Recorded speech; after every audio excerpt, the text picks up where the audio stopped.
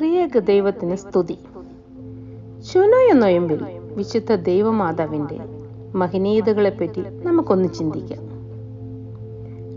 കർത്താവായ യേശുമിശിഹായുടെ ഭൗതിക ശരീരത്തിന്റെ ഉത്ഭവസ്ഥാനമായ വിശുദ്ധ മാതാവ് മശിഹായുടെ ശരീരമാകുന്ന സഭയുടെ അംഗങ്ങളെ പരിപോഷിപ്പിച്ചും പരിപാലിച്ചും അവരിൽ നിന്ന് ദൈവകോപവും ശിക്ഷയും ഒഴിവാക്കാനായി മശിഹായുടെ ജയമുള്ള സ്ലീബായെ പ്രതി മധ്യസ്ഥത വഹിച്ച് ഭക്തജനങ്ങളിൽ നിത്യപ്രകാശവും നിരന്തര കൃപയും കരുണാപൂർവം വഹിച്ചുകൊണ്ട് ലോകൈക മാതാവായി എന്നാളും വാണരുളുന്നു. വിശുദ്ധ മാതാവിന് ധാരാളം വിശേഷതകൾ സഭാപിതാക്കന്മാരും ചരിത്രകാരന്മാരും നൽകിയിട്ടുണ്ട്. മറിയാം എന്ന പേരിന് തന്നെ നാനാർത്ഥങ്ങൾ അടങ്ങിയിട്ടുണ്ട്. മർ എന്ന പദത്തിന് മീറ എന്നും യാം എന്ന പദത്തിന് സമുദ്രമെന്നും മൂലഭാഷയിൽ അർത്ഥമുണ്ട്. മീറയ്ക്ക് കയ്പും സുഗന്ധവുമുണ്ട്. കയ്പുള്ളതെങ്കിലും പരിമളം നിറഞ്ഞ സുഗന്ധമാണ്. കയ്പ് നിറഞ്ഞ കഷ്ടതകൾ നിറഞ്ഞവളാകുന്നുവെങ്കിലും സ്വഭാവ ഗുണമുള്ള പരിമള സുഗന്ധത്താൽ നിറഞ്ഞവളും നന്മയുടെയും കരുണയുടെയും സമുദ്രവുമാണ് മറിയം.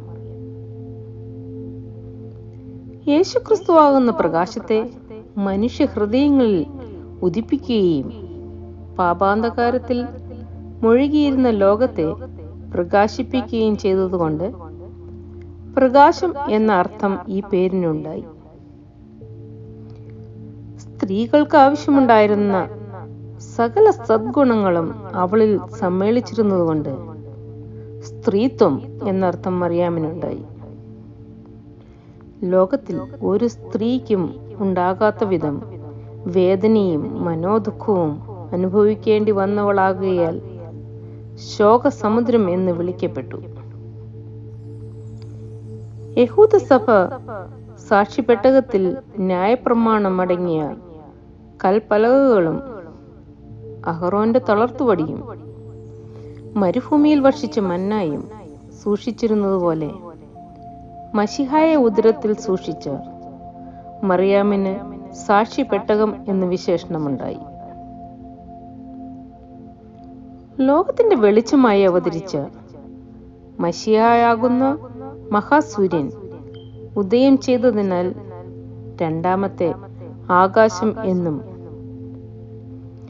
മനുഷ്യരക്ഷയ്ക്കായി സ്വർഗത്തിൽ നിന്നിറങ്ങി വന്ന ദൈവത്തെ വിനയം മൂലം തന്റെ ഉദരത്തിൽ ഉൾക്കൊള്ളുവാൻ ഭാഗ്യം സിദ്ധിച്ചതിനാൽ ഭാഗ്യവതി എന്നും ഇസ്രായേലിന്റെ ദാഹം തീർക്കാൻ മരുഭൂമിയിൽ നീരുറവ പുറപ്പെടുവിച്ച് ദൈവത്തിന്റെ മനുഷ്യാവതാരത്തെ സൂചിപ്പിച്ചതിനാൽ തീക്കൽപ്പാറ എന്നും ലോകത്തിന്റെ രക്ഷയ്ക്കും പുണ്യത്തിനുമായി ചീന്തപ്പെട്ട തിരുരക്തമാകുന്ന പീഞ്ഞിനെ പുറപ്പെടുവിച്ച സ്വർഗീയ മുന്തിരിക്കുലയാകുന്ന രക്ഷിതാവിനെ വഹിച്ച മുന്തിരിത്തണ്ട് എന്നും വിശുദ്ധ മാതാവിനെ വിശേഷിപ്പിക്കുന്നു. മറിയം മനുഷ്യജാതിയുടെ സാർവത്രിക മാതാവാകുന്നു. ഹവ്വ എന്ന സ്ത്രീ മൂലം മരണം നമ്മളെ മേൽ അധികാരപ്പെട്ടതുപോലെ മറിയാം എന്ന സ്ത്രീ മൂലം നമുക്ക് ജീവൻ പ്രദാനം ചെയ്യപ്പെട്ടു. മറിയാമിൽ കൂടെ ദൈവം ഭൂമിയിലേക്കിറങ്ങി വന്നതുപോലെ അവൾ വഴിയായി സ്വർഗത്തിലേക്ക് കയറുവാൻ മനുഷ്യന് യോഗ്യതയുണ്ടായി.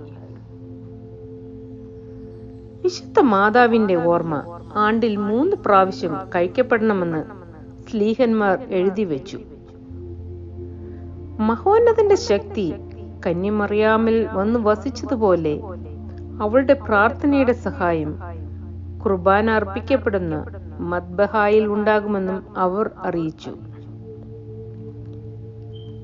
ക്രിസ്തീയ തീർത്ഥാടനം ആദ്യമായി ആരംഭിച്ചത് പരിശുദ്ധ കന്യമറിയാമിന്റെ നേതൃത്വത്തിലാണ്. ഹേരോദാവിൽ നിന്ന് രക്ഷപ്പെടുവാൻ വേണ്ടി ദുരിതങ്ങൾ നിറഞ്ഞ പാതകളിലൂടെ ശിശുവിനെയും വഹിച്ചുകൊണ്ട് ശാരീരികമായും മാനസികമായും യാതന അനുഭവിച്ചുകൊണ്ട് നടത്തിയ യാത്രയായിരുന്നു ആദ്യത്തെ ക്രിസ്തീയ തീർത്ഥാടനം. പരിശുദ്ധ കന്യാമറിയാമിനോടുള്ള പ്രാർത്ഥനയും അവിടുന്നുള്ള വാഴ്വുകളും കുടുംബസമേതം എല്ലാവരോടും കൂടെ ഉണ്ടായിരിക്കട്ടെ എന്ന് ആശംസിച്ചുകൊണ്ട് എൻ്റെ വാക്കുകളെ ചുരുക്കുന്നു. നന്ദി.